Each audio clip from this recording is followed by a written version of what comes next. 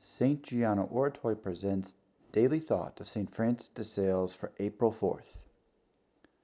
I would advise you to consider from time to time the quantity of your interior and exterior goods, and at the same time the very great number of interior and exterior punishments that divine providence has prepared for us in his most holy justice and his great mercy. As if opening the arms of our consent, let us most lovingly embrace all this by saying, "Yes, Lord, your will be done on earth, where we have no pleasure without pain, no roses without thorns, no day without a night to follow, no spring without a winter that preceded it. Here consolations are rare, and trials are countless. Still, O God, your will be done." From the life of St. Francis de Sales. Once, on April 4th, Francis de Sales was present at a public disputation on philosophy presided over by a scholar advanced in age. In the heat of the dispute, a speaker put forth an argument so skillfully and with so much vigor that the old president became confused.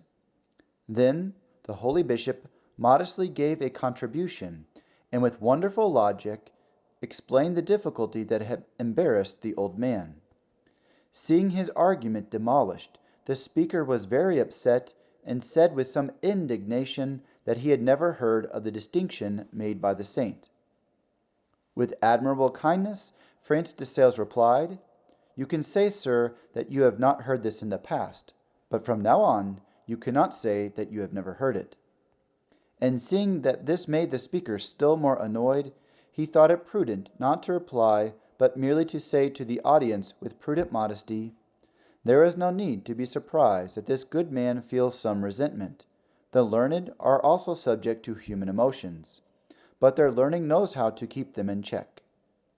Later, the good old president came to the bishop to thank him for having saved the honor of a poor old man. He admitted that he had almost forgotten the art of logic, but the saint, in his usual humble way, replied, "There is no need to thank anyone.